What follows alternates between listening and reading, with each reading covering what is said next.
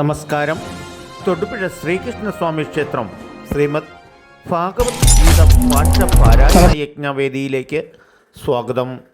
ഗീതാമൃതം 2024 ശ്രീമദ് ഭഗവത്ഗീത ഭാഷ്യപാരായണ യജ്ഞാലി തൊടുപുഴ ശ്രീകൃഷ്ണസ്വാമി ക്ഷേത്രത്തിൽ രണ്ടാം ദിവസം പാരായണം.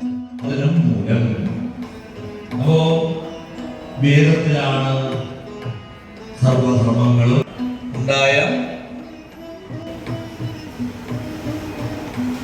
ഒരു നിശ്ചയമില്ല. എപ്പോഴും അന്വേഷിച്ചുകൊണ്ടിരിക്കുകയാണ് ഈ ലോകം എങ്ങനെ ഉണ്ടായി, എവിടുന്ന് ആവിർഭവിച്ചു, എവിടെയാണ് നിലകൊള്ളുന്നത്. ഈ പല പല ചോദ്യങ്ങൾ, ഈ ചോദ്യങ്ങളുടെ എല്ലാം ഉത്തരം ചിന്തിച്ചു. അപ്പോ ആ ഒരു ശക്തിയെ അന്വേഷിക്കാൻ തുടങ്ങി. എന്താണ് ഇതിന്റെ പിന്നില്? ഏത് ശക്തിയാണ് ഈ പ്രപഞ്ചത്തെ സൃഷ്ടിച്ചത്? അതുപോലെ തന്നെ ഈ പ്രപഞ്ചത്തെ ഇതുപോലെയൊക്കെ നിലനിർത്തുന്നത് ഏത് ശക്തിയാണ് എന്നിങ്ങനെ ചിന്തിക്കാൻ തുടങ്ങി. അപ്പോ താൻ എവിടെ നിന്നുണ്ടായി, തന്റെ ജീവിതത്തിന്റെ ലക്ഷ്യം എന്താണ്,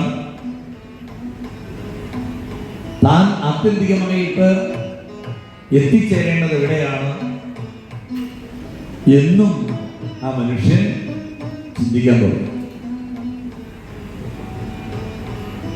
അപ്പൊ ആദ്യം പറഞ്ഞ ചോദ്യം എന്താണ്? ഈ പ്രപഞ്ചം എവിടെ നിന്നുണ്ടായി, എങ്ങനെ നിലനിൽക്കുന്നു? ഈ പ്രപഞ്ചത്തിലെ ഒരു ചെറിയ ഒരു കണിക മാത്രമായിട്ടുള്ള താൻ എവിടെ നിന്നുണ്ടായി, എന്താണ് തന്റെ ജീവിത ലക്ഷ്യം, അവസാനം എത്തിച്ചേരേണ്ടത് എവിടെയാണ് എന്നിങ്ങനെയുള്ള കുറെ ചോദ്യങ്ങൾ ആ മനുഷ്യന്റെ ഉള്ളിലുണ്ടായി. അപ്പോ ഈ അന്തഃശോധനയ്ക്ക് അല്ലെങ്കിൽ തന്റെ ഉള്ളിൽ ഉയർന്നതായിട്ടുള്ള ഈ കുറെ ചോദ്യങ്ങൾക്ക് ഉത്തരം കണ്ടെത്തുവാനുള്ള പരിശ്രമം മനുഷ്യൻ പണ്ടേ തുടങ്ങിയത്. പല ചോദ്യങ്ങളുടെയും ഉത്തരം അന്വേഷിച്ച് പരമമായ സത്യത്തെ കണ്ടെത്തി. അങ്ങനെ പരമമായ സത്യത്തെ കണ്ടെത്തിയവരുടെ പേരാണ് ഋഷിമാര്. ഋഷി സത്യം എന്ന് പറഞ്ഞാൽ ഒന്നല്ലേ ഉള്ളൂ.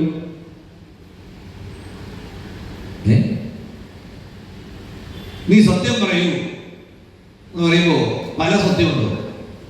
പല സത്യമുണ്ടോ? പിന്നെ അതിന് സത്യം എന്ന് പറയാൻ പറ്റുമോ? എന്തായാലും പറയുന്നില്ലേ, നിങ്ങൾ കേൾക്കുന്നില്ലേ? എവിടെ ഈ സാധന സാമഗ്രികളൊക്കെ കാണുന്നില്ലേ? ഉണ്ടോ ഇല്ലയോ?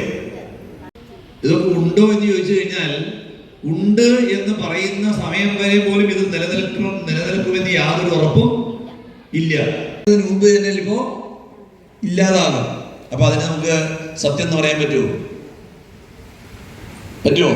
ഇല്ല. ഇതാണ് അവര് കണ്ടെത്തിയത്. ഇത് കണ്ടെത്തിയവരുടെ പേരാണെന്ത്? ഋഷിമാ. സത്യം എന്ന് പറയുന്ന അർത്ഥം സതോ ഭാവ സത്യം, സതഃ ഭാവ സത്യം.